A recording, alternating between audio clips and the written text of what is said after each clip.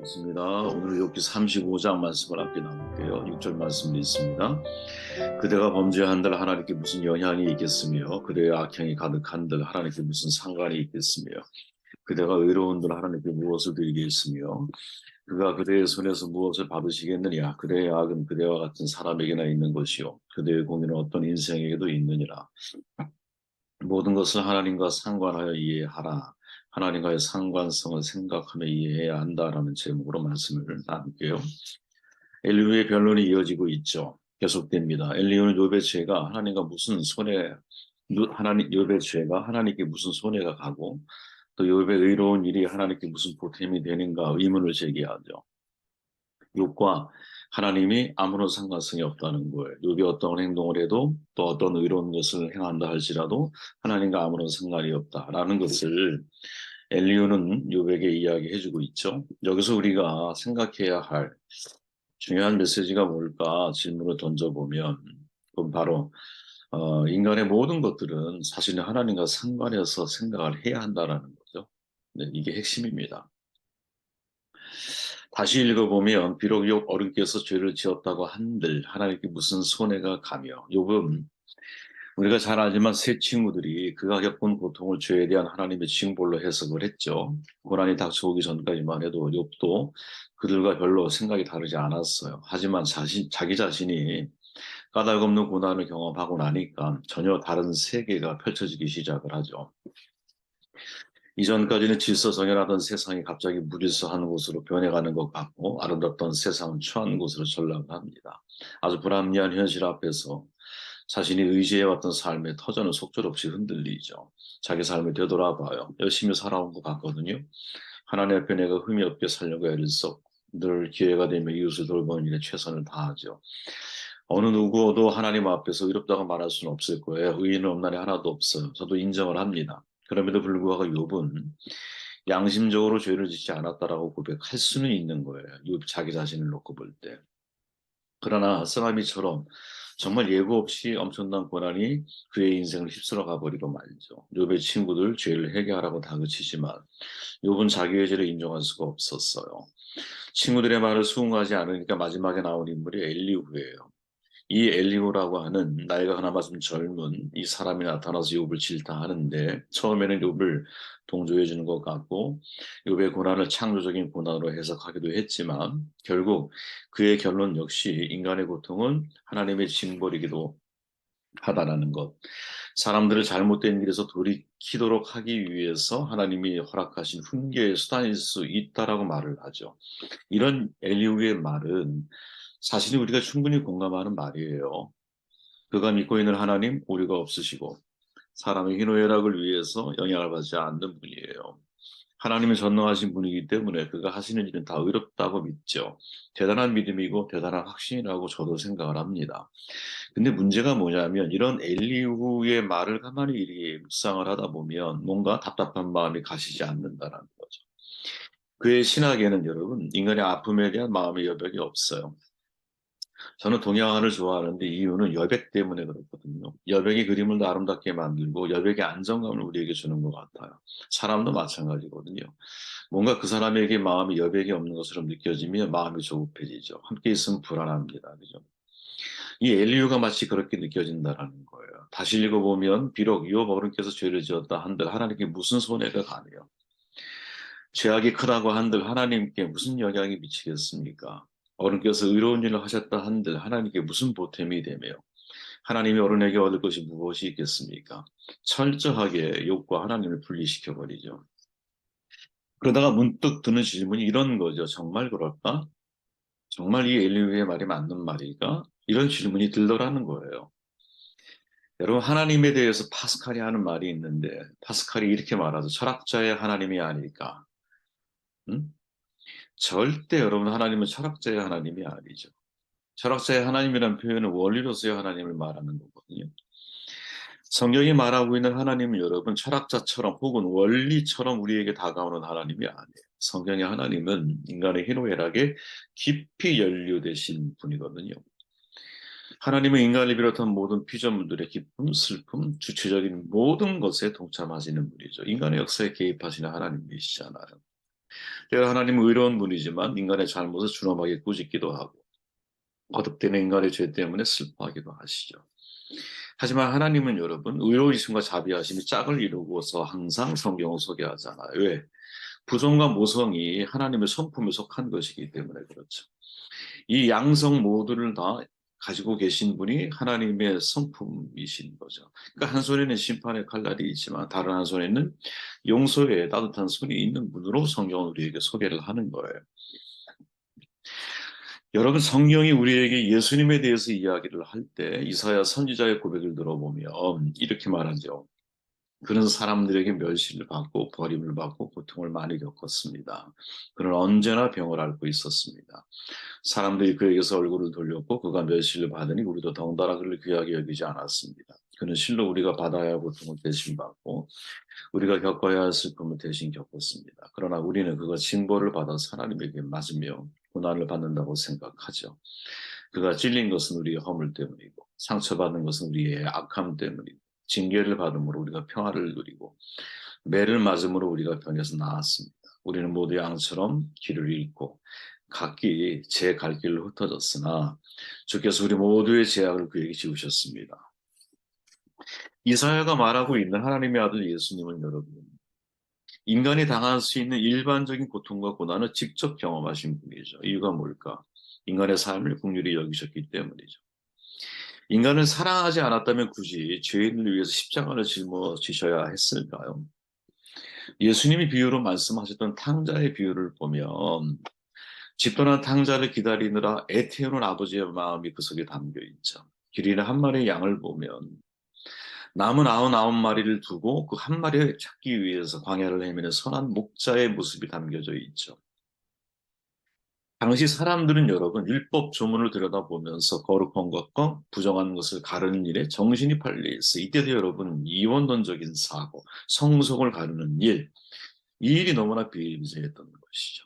근데 예수님은 전혀 다른 세상을 바라보시면서 매일매일 먹고 사는 일에 시급한 사람들, 그들에게 공중에 나는 새를 보라고 말씀하고 계시고 씨를 뿌리는 농부를 봐라. 고기 잡는 어부, 빵을 만드는 여인들, 세리와 창기들 그들과 함께 머물고 계시고 그들의 삶 속에 개입하고 계시고 그 집에 들어가서 식사를 하고 계시고 고기를 잡아 직접 숯불에 구워주시기도 하고 무슨 말이냐? 아주 고단하게 일상을 살아가고 있는 평범한 하나님의 사람들의 삶 속에 예수님은 늘 함께 하신다는 것이죠. 연민, 우리가 잘 아는 컴패션이죠. 함께 고통을 당한다라는 거예요. 스스로 고통을 모르면서 인간의 고통에 동참한다라는 것, 오히려 하나님과 인간을 무관한 존재로 만들어 버리죠. 이게 무슨 말이냐면 하나님이 인간의 고통을 몰라. 그리고 인간의 심판자로 혹은 또 구원자로 우리에게 오신다. 이거는 하나님과 우리 사이가 관계가 없다는 거예요. 그죠? 고통을 모르는 비정한 하나님, 무감각한 하나님을 우리는 인격적인 신으로, 하나님으로, 아버지로, 자비의 하나님으로 과연 고백할 수 있을까? 없다는 거지.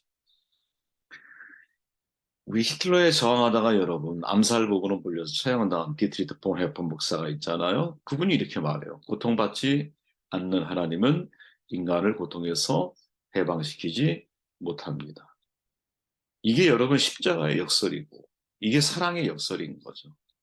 우리 지난번에 말씀 교제 나눌 때 어느 집사님이 이런 말씀하셨잖아요. 왜 예수님이 그런 고통을 당하셨을까? 그는 불합리해 보이지만 인간의 고통을 이해하기 위한 극적인 어떤 상징성이 그 모습 속에 있는 것이 아닌가? 그걸 보네포 목사님이 이야기하신 내용이에요. 그래서 고통받지 않는 하나님, 인간을 고통에서 해방시키지 못하죠. 인간을 고통에서 해방시키려면 하나님도 같은 고통을 경험하셔야 되는 거지. 그래서 예수님이 이 땅에 오셔서 이유 없는 고난, 그죠? 비아드로로사의 길을 걸어가실 수밖에 없는 것이 아니었는가. 그렇게 여러분, 저는 제가 이렇게 장구하게 지금 말씀을 드렸잖아요. 하나님께서 인간의 모든 삶의 내용에 사실은 깊은 상관관계가 있다는 거죠. 저는 이 믿음을 절대로 우리가 포기하면 안 된다고 봐요. 내가 가지고 있는 어떤 문제라 할지라도 질병의 문제, 고통의 문제, 고난의 문제, 사랑과의 관계적인 문제, 이 모든 문제들 속에 사실은 하나님과 상관관계를 생각하면서 그 문제를 해결하고 풀어가야 한다는 거죠. 이것은 하나님의 은혜를 통해서 우리에게 추가적으로 주신 것으로 만들어진 관계가 아니라 인간의 존재 안에 이미 선천적으로 주어져 있는 거거든요. 무슨 말이냐? 하나님이 처음에 인간을 창조하셨을 때 사실은 관계를 위해서 인간을 창조하신 거라는 거예요. 사랑의 관계를 위해서. 그렇게 이건 나중에 만들어진 게 아니에요. 인간이라는 존재 자체 안에 사실은 하나님과의 깊은 상관관계가 그 속에 놓여져 있기 때문에 인간의 모든 문제들에 대해서 하나님 없이 그 문제를 해결하려고 할 때는 답이 없다. 혹은 그 답이 잘못된 답을 얻게 된다는 거죠.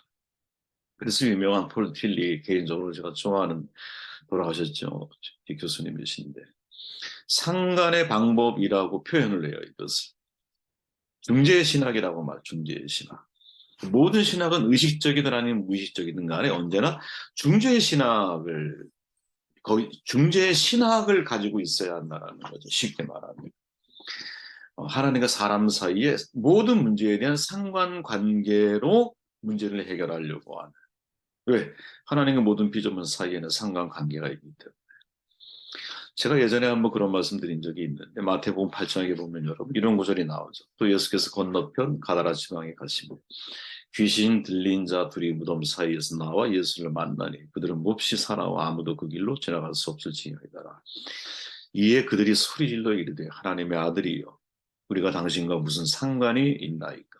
때가 이르기 전에 우리를 괴롭게 하려고 여기 오셨나이까 하더니. 자, 귀신 들린 자를 만났어요. 근데 그 귀신이 예수님을 보자마자 한 고백이 뭐냐? 당신과 무슨 상관이 있나이까? 저는 이 장면이 여러분 굉장히 제 마음속에 오래 여운을 남겼어요. 많이 고민해 보니까 어떤 생각이 들었냐면 사단은 끊임없이 나의 삶이 하나님과 상관이 없다라고 이야기를 해. 내가 무엇을 위해 인생을 살아가든 나에게 닥친 그 어떠한 문제이든 마치 사탄이 어, 까닭 없이 욥이 하나님을 경외하겠습니까? 이렇게 묻잖아요. 그죠? 그리고 그 까닭이라고 생각하는 모든 것들을 다 손을 대서 욥을 고통스럽게 만들잖아. 그래서 모든 것이 다 하나님과 상관없는 것처럼 욥의 인생을 이끌어가죠. 그래서 여러분 귀신은 여러분 하나님과의 무관함을 주장하는 존재라면 그리스도인 예수 믿는 우리들은 여러분 모든 문제가 다 당신과 상관이 있습니다. 라고 주장하는 사람들이거든요. 신앙을 한다는 게 뭘까요? 모든 문제를 하나님과의 상관성에서 이해하려고 하는 노력이거든요. 변증적인 신앙은 답변하는 신학이다. 유명한 말이죠. 어떻게 답변하냐? 나의 인생의 문제에 대해 질문을 던지는 거야. 그 답변을 찾는 거야. 말씀을 통해. 상황 속에서 하나님의 메시지가 뭔지를 찾는 거예요. 내가 살고 있는 실존적인 삶의 현장에서 하나님이 자기 계시를 통해서 나에게 하나님의 뜻을 알게 하시고 나를 이끌어 가신다는 믿음을 가지고 바라보는 거거든요. 그 속에서 신앙은 자라나는 거예요. 그런데 이러한 시각이 우리 가운데 없을 때는 내 일이 하나님과 무관, 상관이 없기 때문에 하나님의 뜻을 알거나 인생의 명확한 해답을 찾거나 그 고난에 대한 진짜 올바른 해석을 우리가 하기가 어려운 것이죠. 신학을 한다는 것은 여러분 하나님과의 상관성에서 말씀을 해석해 나가는 거예요. 너무 중요한 거죠. 자, 엘리후 여러분, 욥의 죄와 의로운 일들이 하나님과 아무런 상관이 없음을 주장하고 있어. 그러나 우리가 알고 있는 성경 전체에서의 하나님은 죄인을 구원하기 위해서 인간의 몸을 입고 이 땅에 성육신 하셨죠. 그죠? 인간의 고통을 해결하기 위해서 당신 스스로 언제나 병을 앓고 있었고 표현이 너무 정말 어, 괴롭잖아. 이사야의 고백처럼 그죠? 채찍에 맞고 그죠? 찔림을 당하고 그러니까 모든 것들이 사실은 사람과 연관되어져 있는 길을 예수님은 걸어가신 거죠. 그런데 어떻게 우리의 인생이 하나님과 상관이 없는 인생일 수 있겠습니까? 그죠? 살아보니까 그런 것 같아요, 여러분. 사단의 음성이 무엇일까? 그죠? 사탄의 음성이 뭘까? 혼자 가만히 이렇게 묵상하다 보면 나의 문제를 하나님과 상관이 없는 문제로 만들어. 상관이 없으니까 하나님과 내가 사귀고 교제에 들어가지를 못하죠. 내 문제는 그냥 내 문제라고 생각을 하는 거야. 아니죠. 절대 그렇지 않아요. 내 문제는 모두가 다 하나님과 상관이 되어져 있는 거예요. 나의 생각, 또 내가 지금까지 걸어왔던 모든 길, 하나님이 만나게 하셨던 모든 관계들, 또 하나님이 내게 자꾸 소원을 품고 행하게 하시는 일들, 우연처럼 보이지만 필연적으로 나에게 만나게 하셨던 모든 사건과 문제들, 이 모든 것들은 다 여러분 하나님과 상관이 있어요. 상관이. 이 상관성을 가지고 문제를 바라보기 시작할 때 진짜 그 문제에 대한 정확한 해답을 얻게 되는 것이 아닐까 그런 생각을 해봤어요. 오늘 말씀은 여러분 엘리후가 하는 말이 너무나 마음에 불편하게 다가왔어요. 네. 왜 욥의 잘못이라 할지라도 의로운 일이라 할지라도 이 모든 것들이 하나님과 상관되어져 있는 것들이지 어떻게 그게 하나님과 아무런 상관이 없다고 이야기를 하고 있는가?